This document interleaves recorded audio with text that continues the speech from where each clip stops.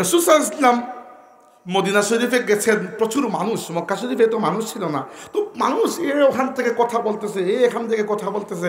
তো কেউ যখন নবীকে ডাকতে চাইতেন বলতেন রাইনা ইয়া রাসূলুল্লাহ, ইয়া রাসূলুল্লাহ আমাদের দিকে একটু তাকান, মানে ওই দিকে ফিরে আছেন। তো কখনো বলতেন ইয়া রাসূলুল্লাহ আমি ওই দিকে আপনাকে ডাকছি, একটু তাকান। তো মদিনায় এমন একটা দল ছিল যাদেরকে মক্কায় কখনো আল্লাহর নবী পান নাই, এরা হচ্ছে ইহুদি। মক্কায় কখনো কোনো ইহুদি ছিল না, মদিনায় আগ থেকে ইহুদিরা ছিল। তো ইহুদিরা ইসলাম এবং আল্লাহর রসুলের কত বড় দুশ্মন সেটা তো আমরা সবাই জানি, এটা তো নতুন করে বলার কিছু নাই। এরা ষড়যন্ত্রকারী, এদেরকে আল্লাহ বলেছেন লুইনাল্লাযীনা কাফারু মিন বানি ইসরাঈল, বনি ইসরাঈলের মধ্যে যারা কুফরি করেছে, ইহুদি খ্রিস্টান, এদের প্রতি আল্লাহ লানত বর্ষণ করেছেন, শুধু আযাব নয় লানত। আচ্ছা, তো ইহুদিরা এই শব্দটিকে একটু টুইস্ট করলো, টুইস্ট করে কি করলো, তারা রাইনা ইয়া রাসূলুল্লাহর জায়গায় রাইনা ইয়া রাসূলুল্লাহ বলতো। এবং এই শব্দটি, এই কনোটেশন যখন হিব্রু ভাষায় যায় তখন একটা খারাপ অর্থ দেয়। তো রাইনা ইয়া রাসূলুল্লাহ, সাহাবীদের উদ্দেশ্য ছিল ইয়া রাসূলুল্লাহ আমাদের দিকে আপনি তাকান, আমাদের দিকে নজর দিন, দৃষ্টি দিন, খেয়াল করুন। আর রাইনা যদি আইনের পরে ইয়া দেন তাহলে হবে রাই শব্দের অর্থ হচ্ছে রাখাল, যে মেষ ভেড়া বকরি গরু এগুলো রাখে। তো তারা রাসূল সাল্লাল্লাহু আলাইহি ওয়াসাল্লামকে আমাদের রাখাল বলতে চাইতো এবং রাইনা দ্বারা ওইটা উদ্দেশ্য করত, রাখাল। আর এটাকে আরও নোটরিয়াস হয়ে যায় হিব্রু ভাষায়, এই কনোটেশনটা আরও নোটরিয়াস, আরও খারাপ অর্থ দেয়। তো সাহাবীরা একবারও তো নাউজুবিল্লাহ আল্লাহর রসুলকে রাখাল বা এইরকম কোনো অর্থ চিন্তা করে রাইনা বলেন নাই। তারা রাইনা ইয়া রাসূলুল্লাহ বলতেন, অর্থাৎ ইয়া রাসূলুল্লাহ আমাদেরকে রিআয়াত করুন, দৃষ্টি দেন। কিন্তু আল্লাহ তাবারাকা ওয়া তাআলা যখন ইহুদিদের ওই ষড়যন্ত্রকে ফাঁস করেছেন, আল্লাহ বলেছেন, ইহুদিদেরকে আল্লাহ বলেন নাই যে তোমরা রাইনা বলবে না, বরং আল্লাহ ক্যাটাগরিক্যালি ইন টোটাল বলে দিয়েছেন ইয়া আইয়ুহাল্লাযীনা আমানু লা তাকুলু রাইনা ওয়া কুলু উনজুরনা, হে মুসলমানরা, মুমিনরা, খবরদার আজকের পর থেকে আমার নবীকে রাইনা ইয়া রাসূলুল্লাহ বলা যাবে না, বলতে হবে উনজুরনা ইয়া রাসূলুল্লাহ।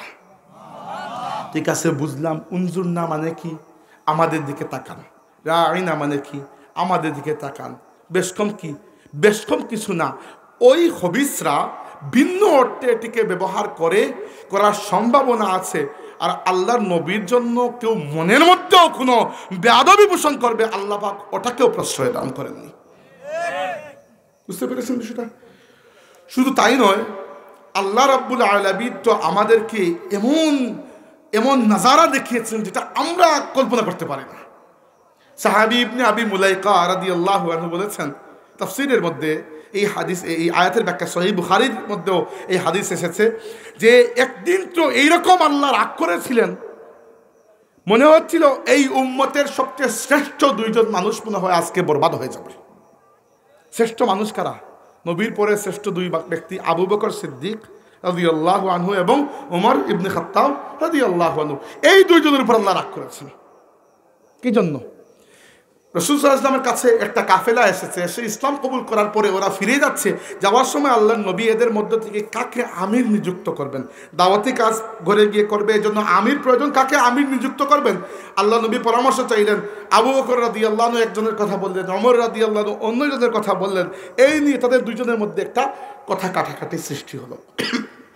নবীর সাথে ঝগড়া করে নাই, আস্তাগফিরুল্লাহিল আযীম, নিজেদের মধ্যে ঝগড়াও না, একটা কথা কাটাকাটি সৃষ্টি হয়েছে।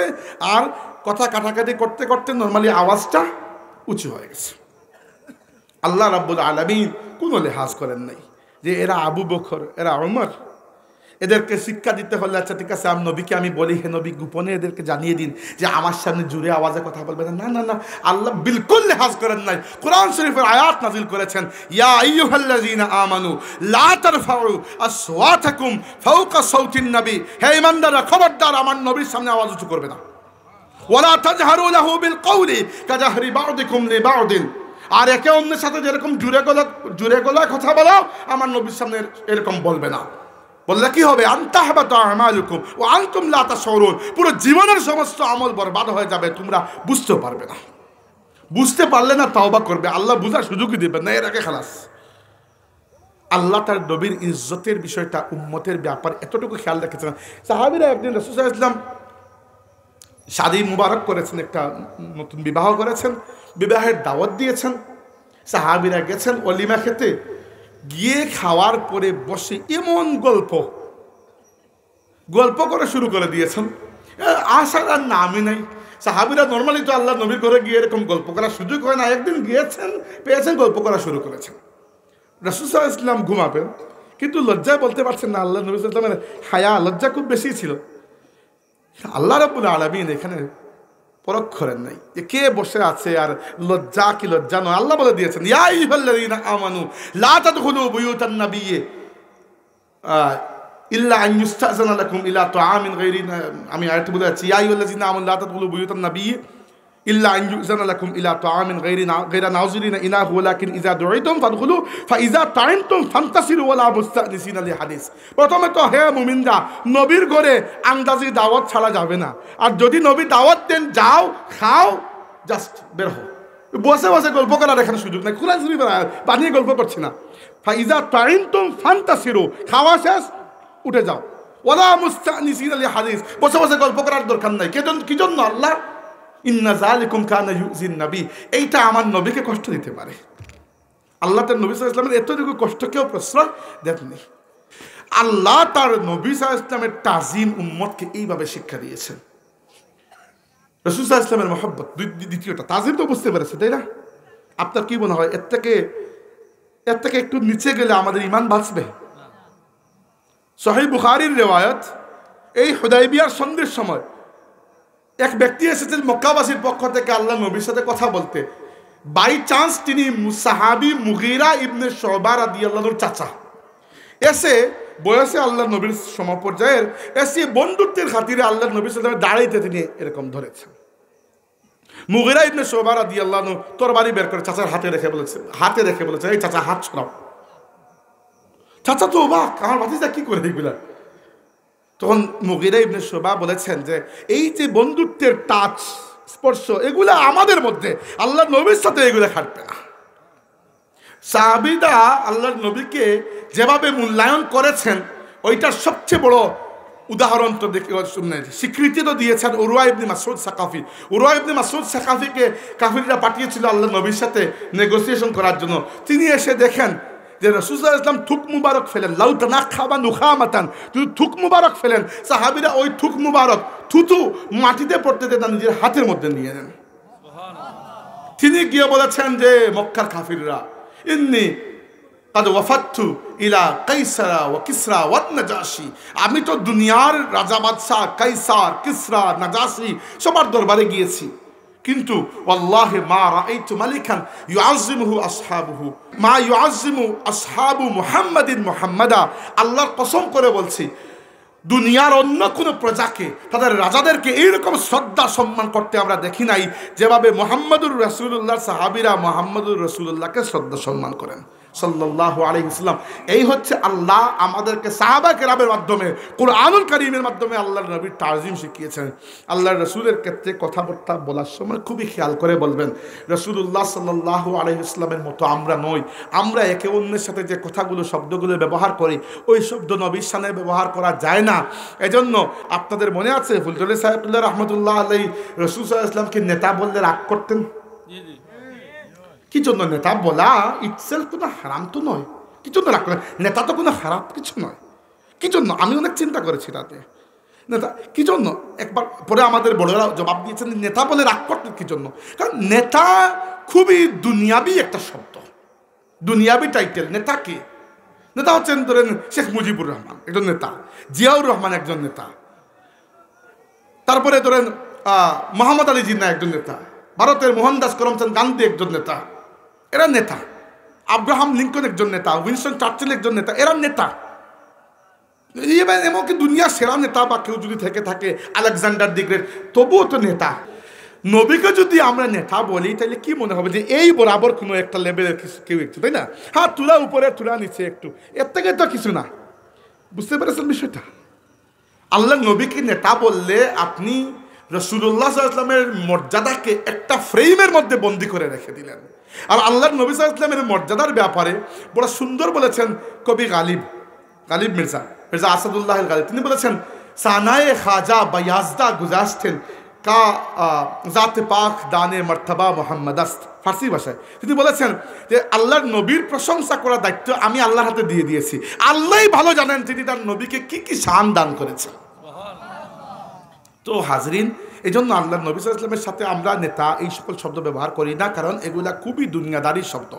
যদিও আমরা সাইয়্যিদুনা বলি, সাইয়্যিদ শব্দের অর্থ নেতা, যতই অর্থ হোক না কেন এরপরেও আমরা নেতা বলি না, কারণ যদিও ইটসেলফ এটা কোনো হারাম শব্দ বা খারাপ শব্দ নয়, নবীর সাথে ব্যবহার করার ক্ষেত্রে খেয়াল করি আমরা, কারণ নবী আমাদের মতো নয়, আমরাও নবীর মতো নয়। আল্লাহ নবী সৌমে উইসাল রাখতেন। সৌমে উইসাল মানে বিরামহীন রোজা। একদিন রোজা রাখলেন, ইফতার করলেন না, পরের দিন কন্টিনিউ করলেন, হয় ইফতার করলেন নইলে ওই দিনও কন্টিনিউ করে 3 নম্বর দিন গিয়ে ইফতার করলেন। সাহাবায়ে কেরাম এক রেওয়ায়তে আছে তারা অনুমতি চাইলেন রোজার, এইরকম রোজা রাখার।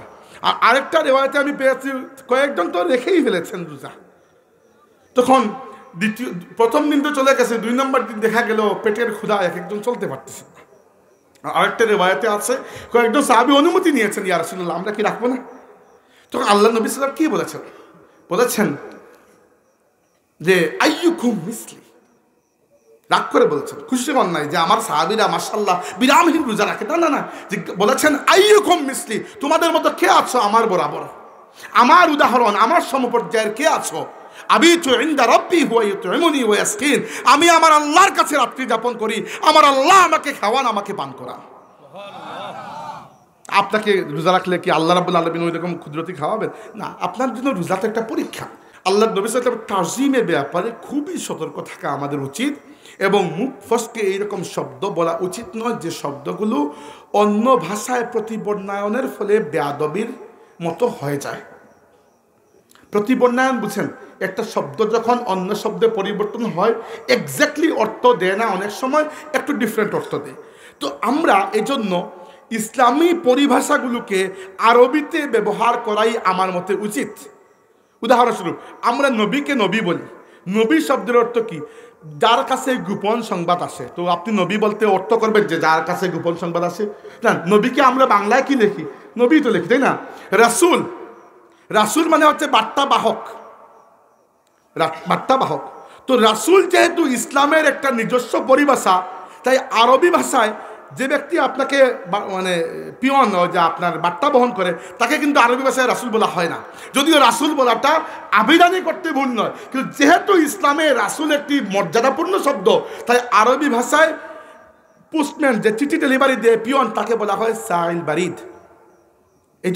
এইভাবে আমরা বলি সিদ্দিক, সিদ্দিকের কোনো বাংলা অর্থ করার দরকার নেই। সিদ্দিক মানে সিদ্দিক, শহীদ মানে শহীদ, তারপরে সালেহ মানে সালেহ, আউলিয়া মানে আউলিয়া। এইভাবে রাসূলুল্লাহ সাল্লাল্লাহু আলাইহি ওয়াসাল্লামের শানে এমন কোনো শব্দ ব্যবহার করা উচিত নয় যে শব্দগুলোর মধ্যে সামান্যতম বেয়াদবির সায়বা এসেছে, নইলে আপনার ঈমান বরবাদ হয়ে যাবে। এমন কোনো কিছু বললেন যেটাতে আল্লাহর রাসূল সাল্লাল্লাহু আলাইহি ওয়াসাল্লাম কষ্ট পেলেন, কি হবে জানেন? ইন্নাল্লাযীনা ইউযুনাল্লাহা ওয়া রাসূলাহু লাআনাহুমুল্লাহু ফিদ দুনিয়া ওয়াল আখিরা, যারা আল্লাহ এবং তার রাসূলকে কষ্ট দেয়। থামেন এখানে। আল্লাহকে আপনি কষ্ট দিয়ে দেখান তো পারবেন? পারবেন না। আউট অফ ইউর রিচ আল্লাহ রাব্বুল আলামিনকে কিছুই করতে পারবেন না। আল্লাহুস সামাদ, আল্লাহ তো বেনিয়াজ, অমুখাপেক্ষী। তো আল্লাহকে কষ্ট দেওয়া মানে হচ্ছে রাসূলকে কষ্ট দেওয়া, মানে আল্লাহকে কষ্ট দেওয়া।